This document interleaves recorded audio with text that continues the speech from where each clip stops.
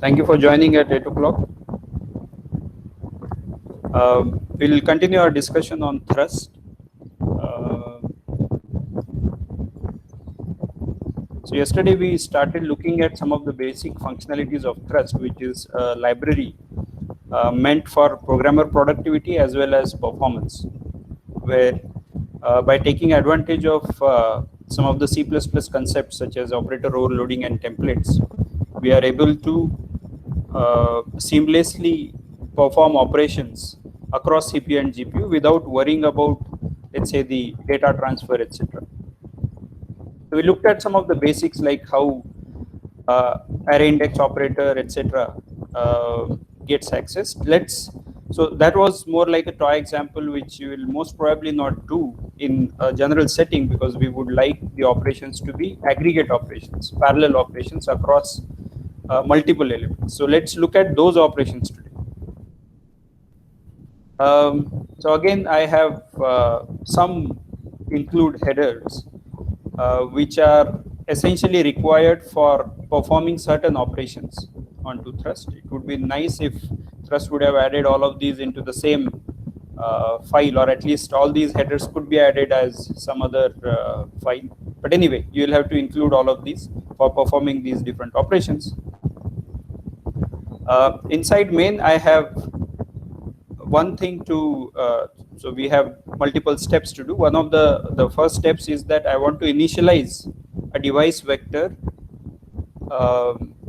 having 10 integers, and I want to initialize it to 1, and that 10 could be changed to 1 million. So one of the easiest ways to do this is, first of all, declare the variable as thrust : device vector type with int as a templatized parameter. D is the name of the vector and its size is specified as 10. So this was what we learned yesterday. If you specify another variable, then another constructor gets invoked, which initializes the all the elements of that vector to that particular value, in this case 1. Now I want to set the first 7 elements of the vector to 9, right? So this is possible. For example, you have the array or the matrix representing certain geometry, and you want to initialize everything except the boundary elements to certain value. So in such cases, or you want to initialize only the boundary values. So in such cases, you might be operating on not all elements, but let's say some part of the elements. In such cases, you can use a function called fill, and you can use something called as iterators, like we have in C++, where there are begin and end are the typical iterators, but you can as well iterate through different elements using various iterators that are specified with aggregate classes. For example, vectors, sets, all of these STL parts. Plus, you can define your own in case you want to provide an enumerator over all the elements which are represented in your data structure. So that fill allows you to fill in all the elements of a particular sequence. So first 7 elements are going to be decided by d.begin to d.begin plus 7. So plus 7 meaning 1 more than the last element. So if this would have been all the elements of the vector, I could have said thrust : fill d.begin, comma d.end, comma 9. So this way we can use iterators, which means that plus, minus, etc. are supported on these iterators. So you can, for example, say d.end minus 3 in this case, right? Which will ensure the same. Any questions? So is initializations are also parallel? Sanket is asking. Yes. So that's the hope, not hope. That's the expectation out of these, that because of these iterators, the way these iterators as well as the aggregate functions are defined, the expectation is that it will happen in parallel onto the device. Since there is a device vector, the memory gets allocated on the device. And for 10, you will not get any performance benefit. But when you have large set of elements, you will start seeing benefit, because this is going to get converted into a kernel call, and all of that is going to be done in parallel across multiple threads onto the GPU. How many threads per block? Well, that is abstracted away from the user, from the programmer who is using this library. So you don't specify number of threads per block, number of blocks, etc. That is internally taken care of. In fact, as we have been saying, you don't even know if it is running on the GPU, but yeah, it does run on the GPU. Any other suggestions?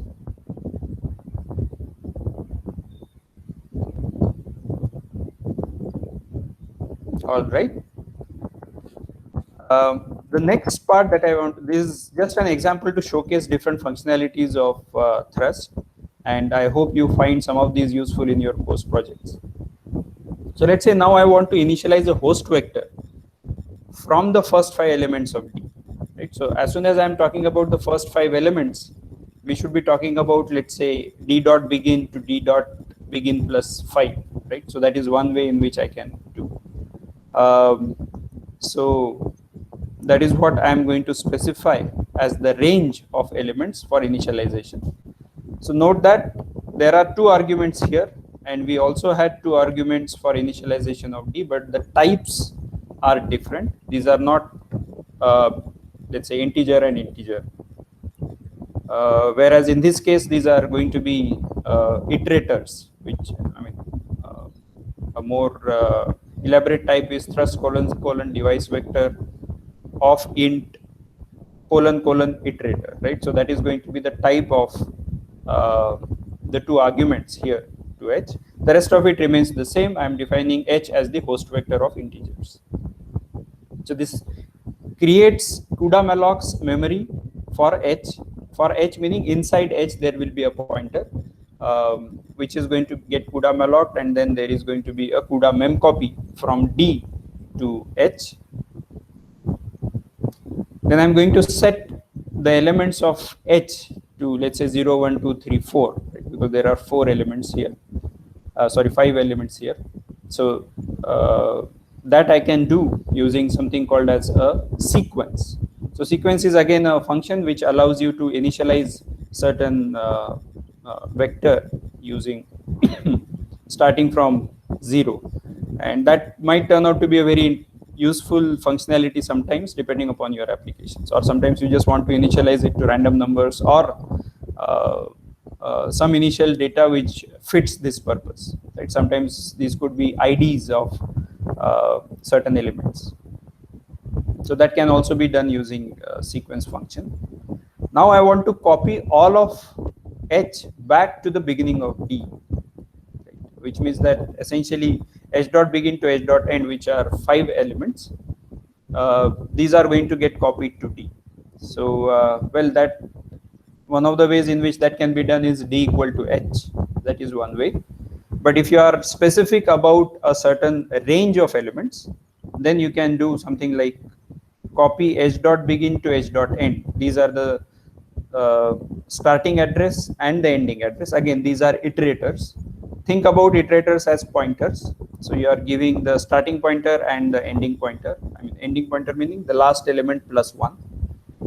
And those all need to be copied to the destination starting address. I don't have to specify the destination ending address because that is decided by the number of elements from the source indices. So copy is the function. Can D size be further extended by dynamically pushing elements? Yes, it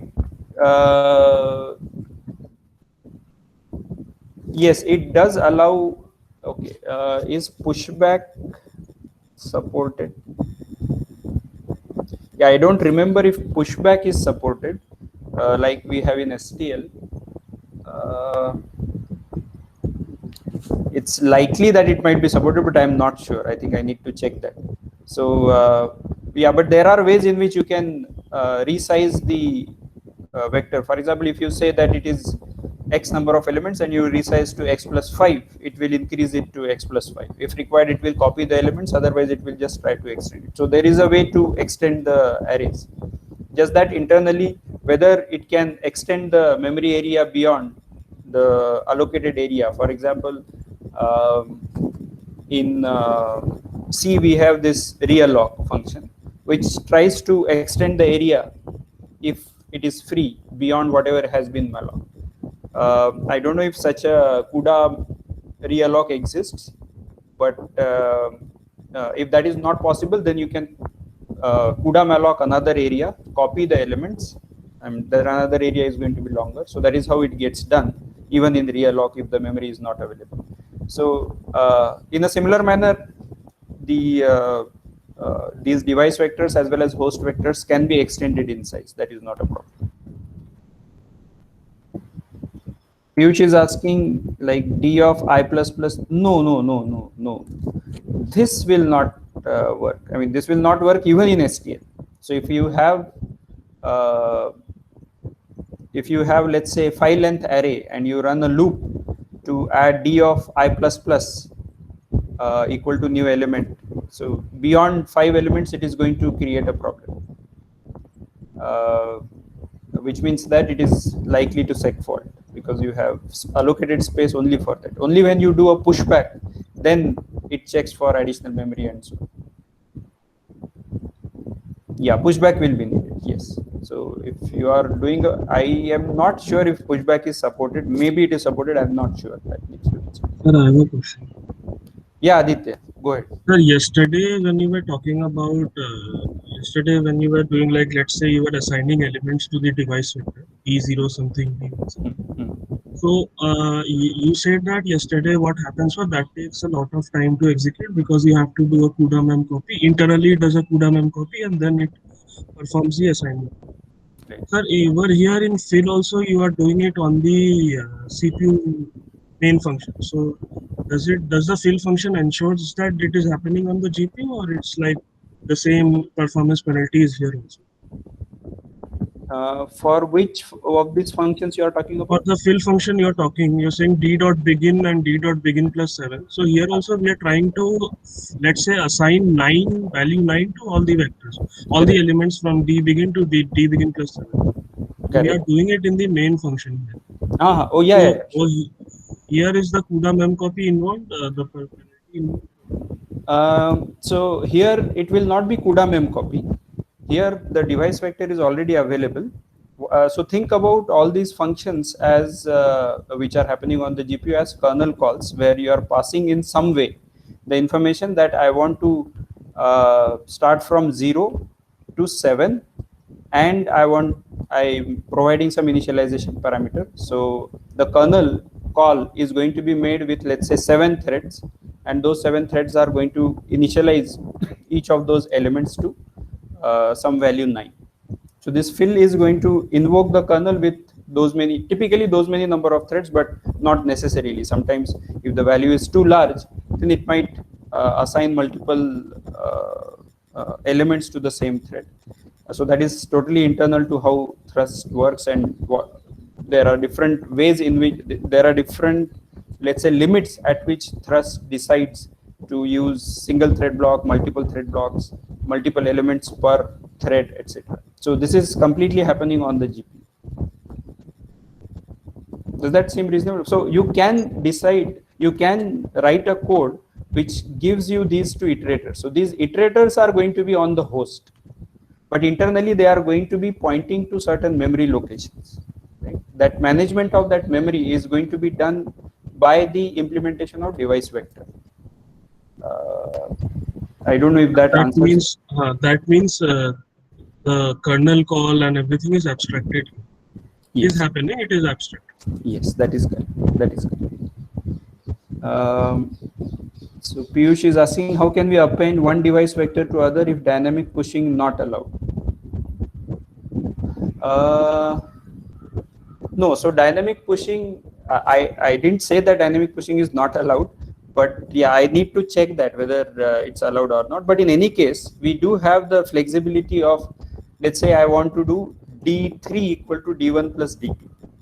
Right? So where D1 and D2 are device vectors, and that plus is overloaded. Let's say I am just taking a fictitious example. I have overloaded that such that it performs a concatenation.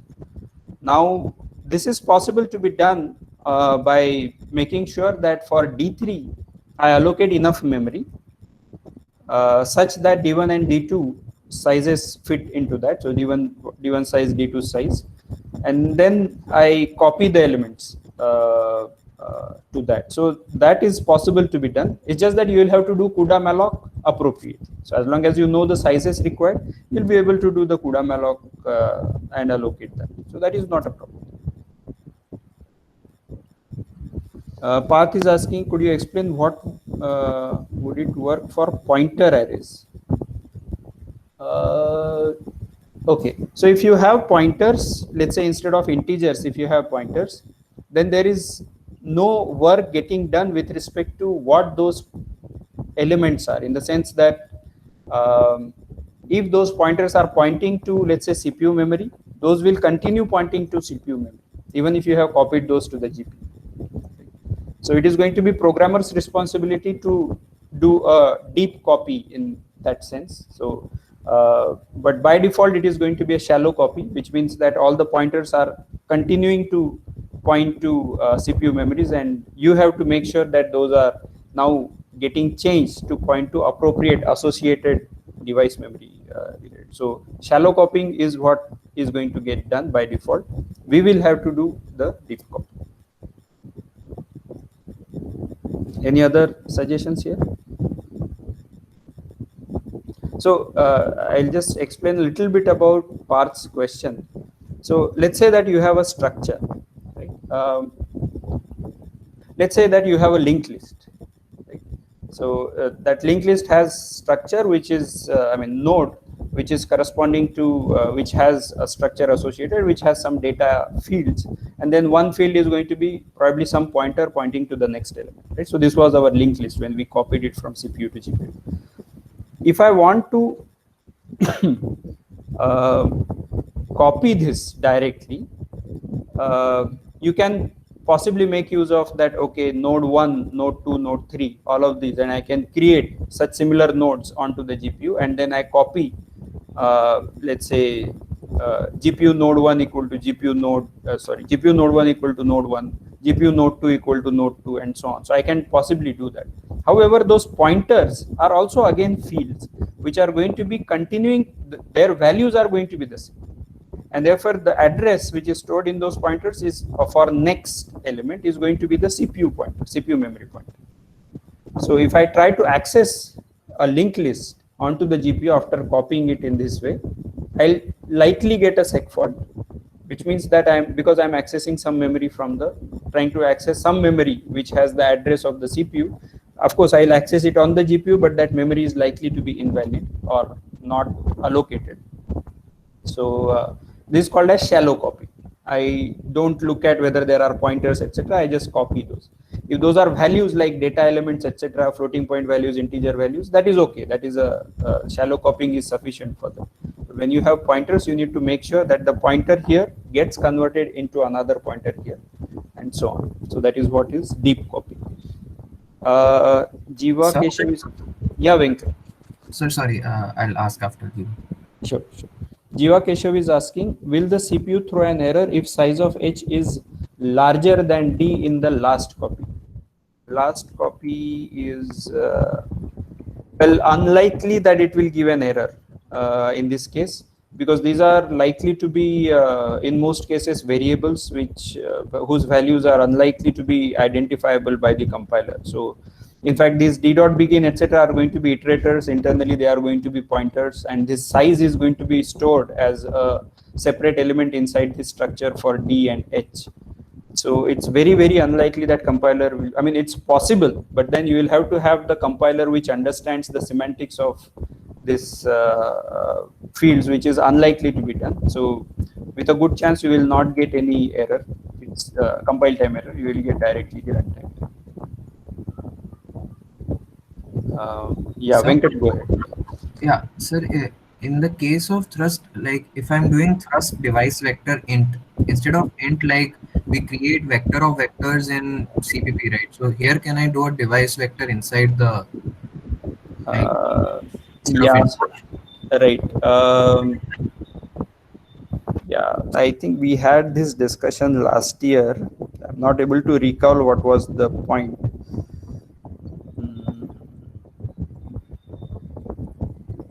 So yeah, I just have a vague memory from last year's discussion that it is most probably supported because it's going to be a type which is determinable statically. So I think that is possible. It's just that it is not going to work out the way we expect it to be, is what I recall. Yeah, so Piyush is asking exactly the same in the chat box, whether vector of int is allowed. I think that is allowed to be declared, but I don't know if it is going to be helpful. There is a reason this vector of int, which is internal, that needs to be allocated on the GPU. So that is going to be some sort of a structure or a class. So memory for that might be okay, but I think we don't have any constructors or something which will allow you to run that code on the GPU. All these constructors are directly there on the CPU itself. So yeah, then I think you will probably not be able to allocate that. So declaration wise itself, you will get an error, I think. Yeah, so with a, yeah, so from whatever argument I just gave, it's unlikely that it will be allowed, because all those automated constructors, etc., those are not currently there on the GPU to the extent I know, and therefore this is unlikely to be supported.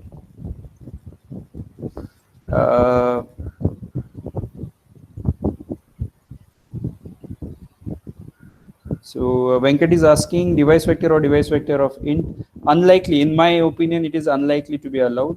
And then D10 device vector. Yeah, because see, the way the GPU memory is allocated, the way we operate on the CUDA malloc memory, it's a sequence of bytes, right? It does not have any interpretation. It is very similar to our malloc. And the whole reason why we have a different operator like new in C++ is because we want to have this constructor which gets automatically called, which is not called by malloc. In this case also, we'll have to have some sort of a constructor which gets invoked for the internal element. If it would have been normal device vector of int, we can call it on the CPU and allocate CUDA malloc thing for the rest of the elements, or we can call a kernel, etc. But for initializing vector of int, which is the internal part of device vector, you will require to call that constructor automatically, which is usually difficult to do for the internal element. So therefore, my thinking as of now is that it's unlikely to be supported by that nested device vectors is unlikely to be supported. It's going to be very difficult for the compiler to do. Yeah. But maybe one of you could try this out. If it works out, please post on Moodle. It will also improve my understanding. Sure. Any other concerns here?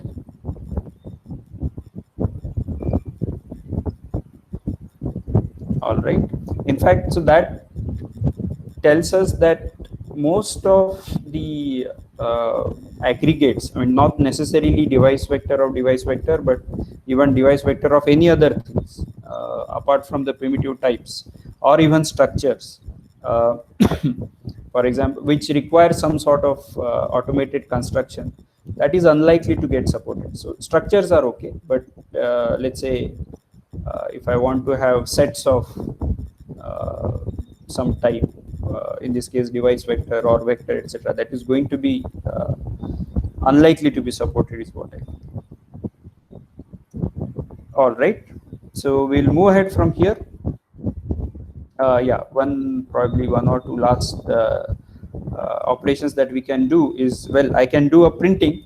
I mean, one might say, what is there for printing? You just run a for loop, etc. But remember that this is happening on the device. I mean, the device, that device vector D is on the GPU, and you can run a for loop and access from, let's say, d.begin to d.end, or you can access d of I and so on.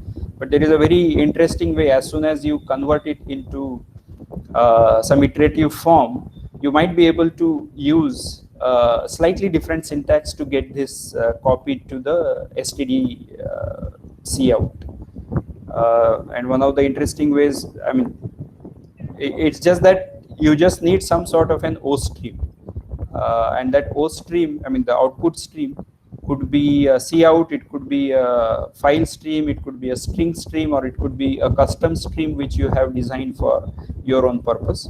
So I'm just going to show you an example, but you might find some of that interesting. So yeah, so you can run this for loop. Okay, I think this does not have that example. Maybe I'll have to wait for one more slide to give that example. So sorry, d of I you can print, and that is going to get copied element by element from the GPU to the CPU, and then it is going to get printed.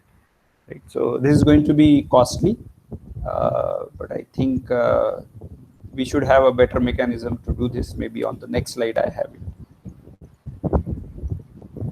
Okay, so any questions so far further?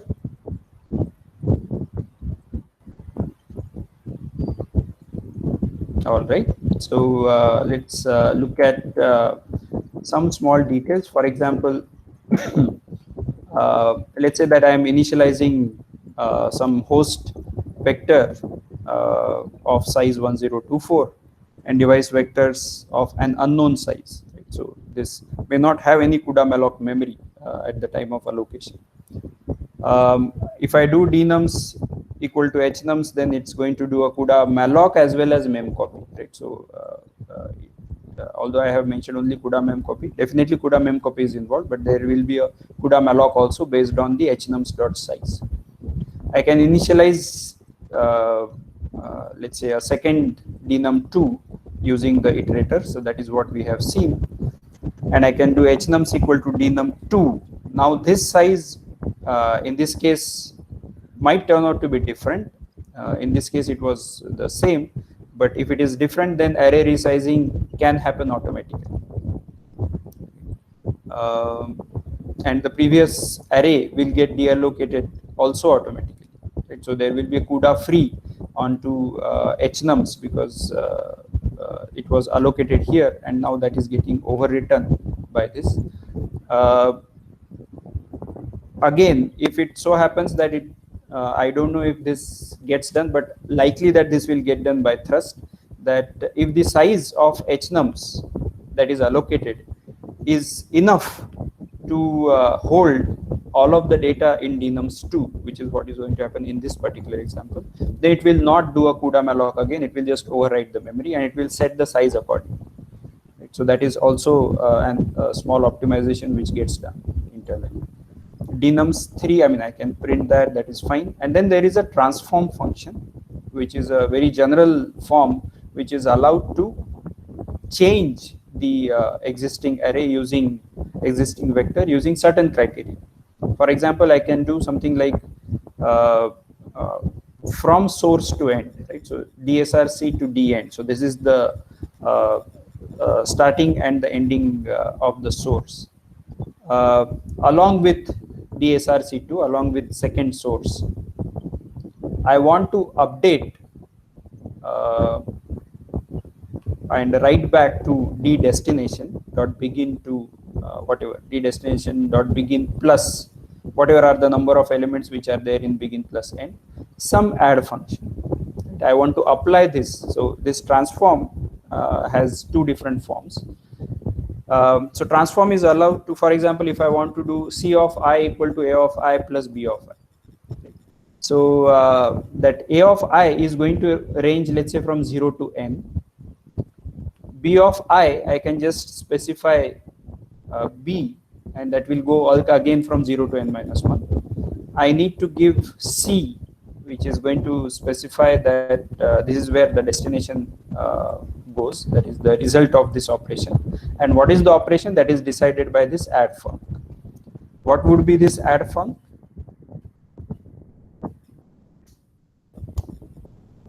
A functor.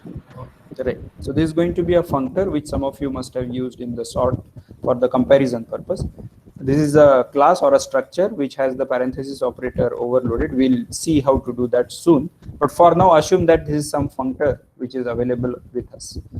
So this transformation allows you to perform arbitrary operation, not arbitrary, but good number of parallel operations. And the way this gets defined is that you have this range specified. Again, this is an aggregate function, and on each pair of elements, so this is AI and BI, on each pair of elements, I perform this add func, which means that add func is going to get called with A of I and B of I, and that is going to get returned to C of I, which is DDST iteration.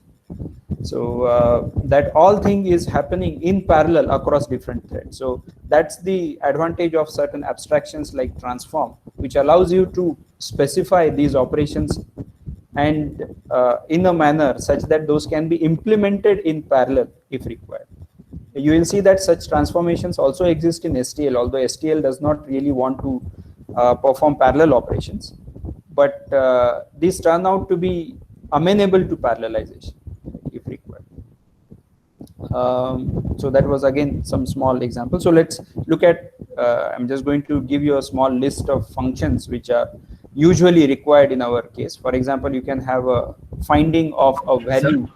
Sir, sorry to interrupt. In the last thing about functors, when I'm defining the functor, I don't have to make it explicitly device, right? Like, does it take care of that automatically? Like, I can write CPP code inside the functor. The way we will have to define these, if you want these to be used for a device function, you will have to mark it as device. If you want it to be accessible for both host vector and device vector, then you will have to mark it as both host and device. Sir, so when I'm doing the transformation, if DSR, say if it is a device vector to begin, then if add function is not a device function, if I haven't written anything, then it will give me an error, right? Yes, it should give you an error. Yes. Okay. Yeah, and we'll see an example of writing this functor. So this functor, which is a class, that class is just a declaration. So that is just specified globally. But within that, there is going to be this operator, which we will have to mark as either device or host device, depending upon where you want to invoke this. Typically, this is going to be on the GPU, so you'll mark it as device. But you can use it for host vector also, so you can mark it as host device. So we'll see an example soon. So find can allow you that begin and end. So there is some range given, which is given by some iterator, or it can also be specified using integers. For example, if you have an array, you can specify the iterators using 0 and n. That is okay. So you can have that find on an array also. I think I have an example of that. Find if instead of a particular value and equality comparison, you can specify a predicate. For example, all the values which are less than certain number that can be specified. Again, the predicate is going to be a functor. Copy if, count if, count for a particular value, etc. So you could take a look at the syntax. I'm not going to specify that, except for some example that I'm going to take on the next slide.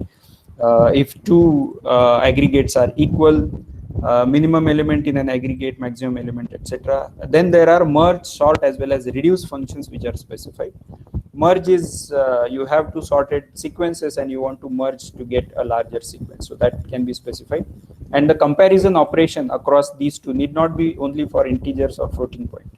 That merge operation could be arbitrary. For example, you can have two linked lists, and you can decide to merge these two linked lists based on your own application criteria. So that all is supported by these higher level functions. These are more called as these are called as algorithms in thrust nomenclature, but from our perspective, these are nice primitives using which we can build larger algorithms. Sort is definitely something which by default it provides a comparison function for numeric types, but you can specify your own. Similarly, reduce is another one which gets supplied by the thrust, and we are going to spend some time with reduce a couple of slides away. and transform is a more generic function. Many of these are going to be read only. For example, find and find if are read only. Count if are read only. Minimum max element is read only. Copy is going to, of course, it's going to write to the destination, and the source is going to be read only. Merge, sort, reduce are going to write to the, they are going to make some changes. Transform is a more generic form, the way we specified here, where you want to perform certain operation across different elements, associative elements of two aggregates, and write the result to, let's say, a third aggregate, which need not always be third. It could be one of the two input arguments also. So these are, I mean, by and large, the important functions which we usually require, and there are more, of course. Based on these functions, okay, yeah, okay. So I think there are some notes which I have about these algorithms. So there are dual implementations of these, which means that thrust has two I mean, 2 is probably a small number. You can actually have tens of implementations of the same thrust algorithm based on different types that get supplied to the algorithms, but also from performance perspective. That is, if you have smaller number of elements, thrust might decide to do it in a different way. Then if you have a larger number of elements, it will do it in a different way. All that is automatically taken care of. It's a very well designed library, I must say. Those of you who have enthusiasm of developing such libraries, I think you should definitely take a look at the internals of thrust.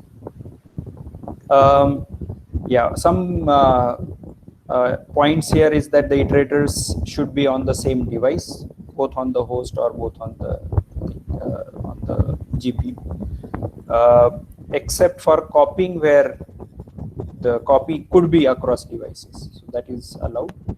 Otherwise, I mean, since these variables are defined as host vector and device vector, typically you will know where, I mean, typically the compiler can figure out if it is on the host or the device, but not in all cases. You can do all sorts of juggling with typecasting, etc., to fool the compiler, just that you will be able to move the error from compile time to runtime. So, but yeah, by default it is going to issue a compile time error. Okay, so I'm going to give one small example here, which is going to further tell us some of the other functionalities of thrust, unless you have some questions at this stage.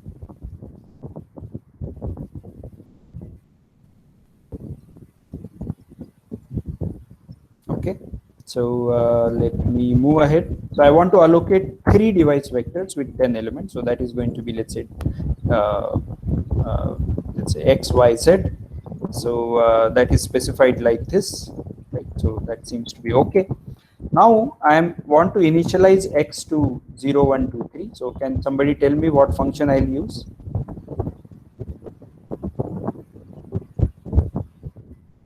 Sequence. Sure. So sequence was our function which allowed us to do that. So let's do that. X dot begin to X dot end. I'm going to give this sequence. So in this case, yeah, I'm initializing only X, so that is okay. Now I want to compute Y equal to minus X. Can somebody tell me how I will do that?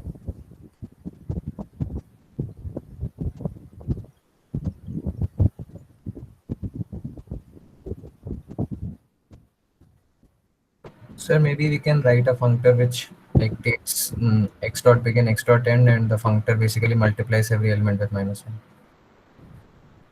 Right. And yeah, I also request everyone to try out how you will write that line in thrust based on what we have seen so far. So Venkat's suggestion is correct, that we can think of a functor which will allow you to do that.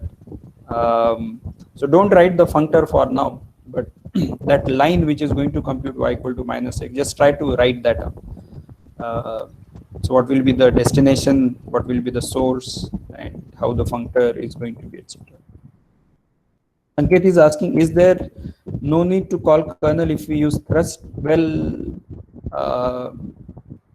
sometimes you might require. I mean, the purpose of thrust is to take care of most of your aggregate functions, but you might have a very different functionality which you might not be able to put in the form of thrust functions. Or maybe the kernel call overhead, when you want to transform your functionality into thrust functions, let's say you might require 5-6 thrust functions if you want to convert that functionality into thrust form, which you want to avoid in some way because it is inside a loop. In such cases, you just want to have one kernel call which gets called repeatedly. So you can combine thrust functions with kernel calls, not directly, because you cannot pass X directly to the kernel. Any reasons why? Although it's a device vector.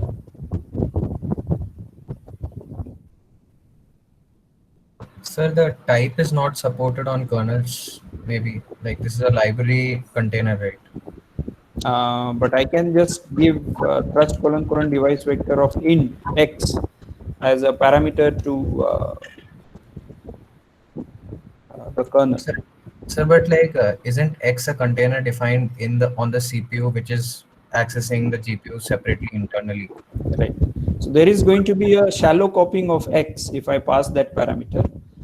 Internally, it will have some pointer which is pointing to CUDA malloc memory.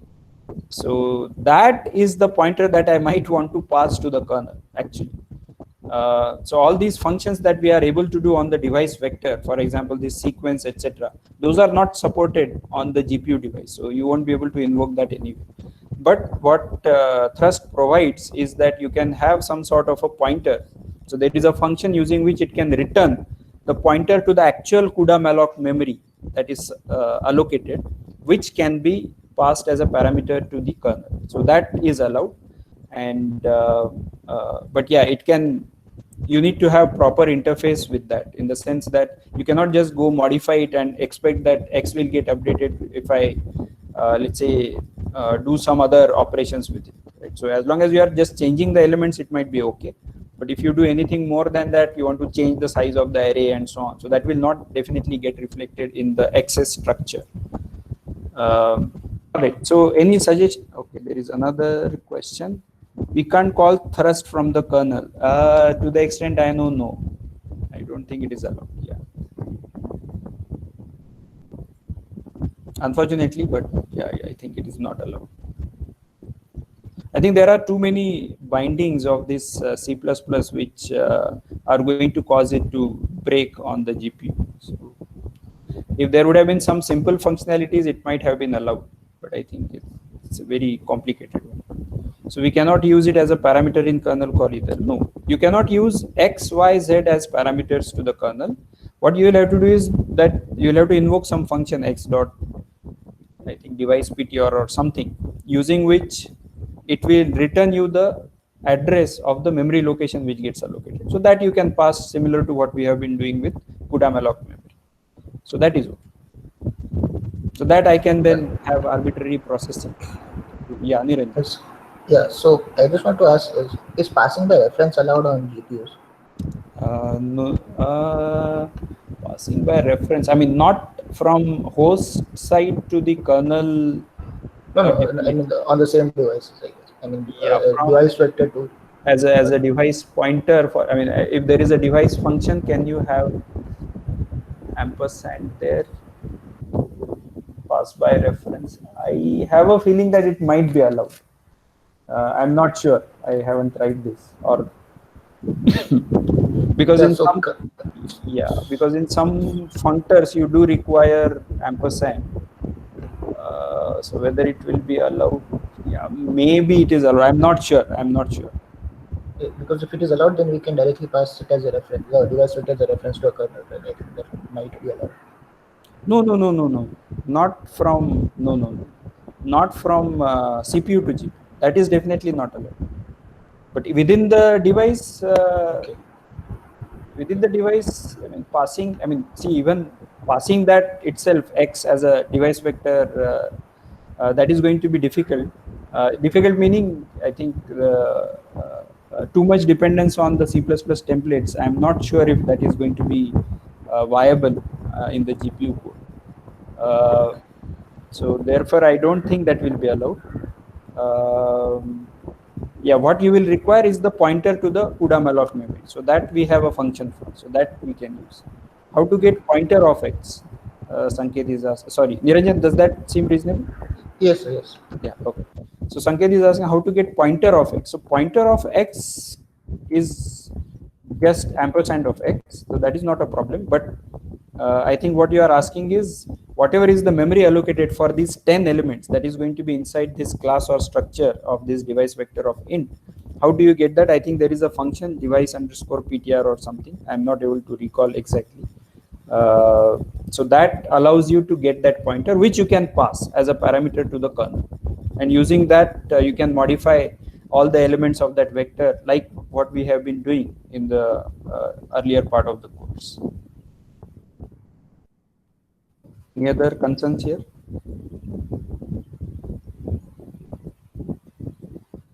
All right. So can somebody try to push how in the chat box how the line is going to look like for y equal to minus x, assuming that there is some functor for this. Thrust transform x dot being x dot and y dot begin thrust. Sure. Okay. Good. Okay. So what Aryanth has suggested that should be working. So thrust already has that functor defined for you, but yeah, you can have your own functor in case you are unaware of this. So yeah, that seems to be the correct answer. Okay. We want to fill Z with tools, right? So what is the function that we'll use? It's a rhetoric. So we'll use the fill function. How will you do that? Can somebody push the code chat box?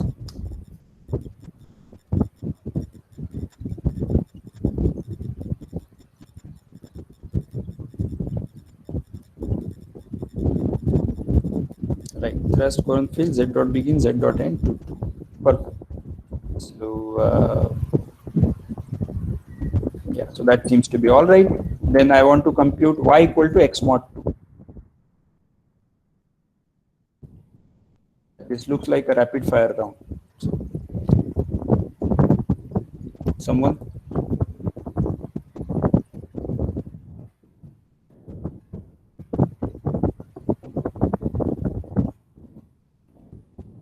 Again, you can assume something for mod is either available directly or you have written it.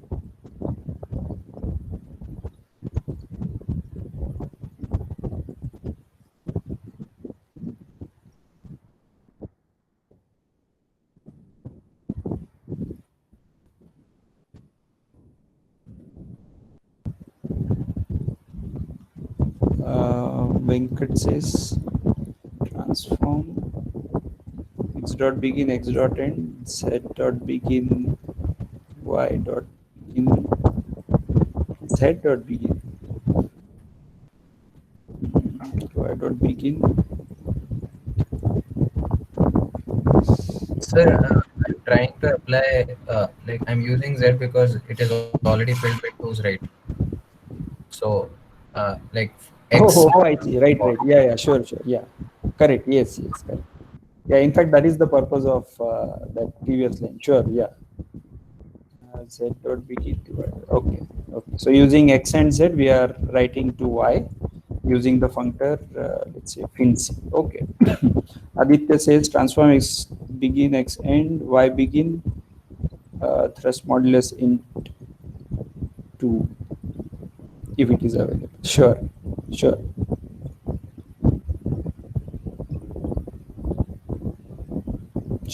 Good. So I think you guys are getting the hang of it, or maybe you have used it before. But yeah, so here we will use Venkat's idea of having z there for 2's. So I think that modulus doesn't support that parameter. So we'll have to have that as a parameter pass to transform. So using x and z, so z contains only 2's, x contains the actual values. So x mod 2 we want to compute, so that is this modulus operator which is provided, or you write your own, and that needs to be written to y. So that is what we'll do. We'll quickly finish this. Replace all the ones in y with tens.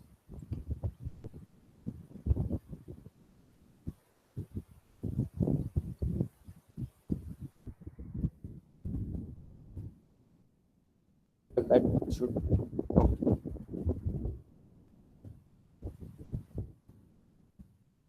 So the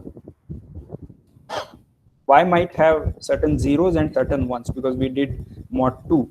So I want to replace all these y's, all these ones in y with 10 value. So that the array now contains only zeros and tens.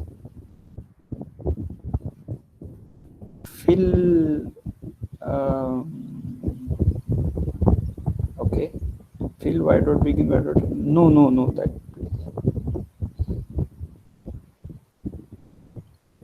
Yeah, no, that will not work, Aditya, because only the ones need to be replaced.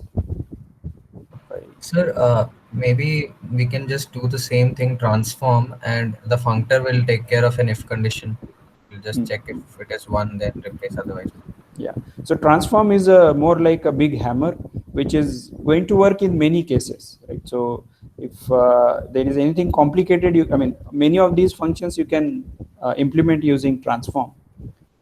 In this case, we are going to use some sort of a replace function, which is essentially going to can be implemented using transform, as Venkat was suggesting. So replace will help us replace 1 with 10, so that is okay. Yeah, and this print y is, so as you can see, there isn't enough space for printing using a for loop. So I'm going to use a copy function, copying of elements from one iterator space to another iterator space. So this is the source iterator space, and this is the destination or starting of the destination. So using such a syntax where there is ostream iterator of type integer, because these y's are of type integer, of the std cout, which needs to be ended with /n. So that is, I think, an optional parameter which you can specify, and that is going to make sure that you are going to push these elements into this particular iteration space. So that is going to actually go into std cout. Okay, any quick questions on this one? Otherwise we have exceeded the time. All right, so we'll stop here, and we'll discuss further. We'll most probably finish thrust and start a new topic on Friday. See you.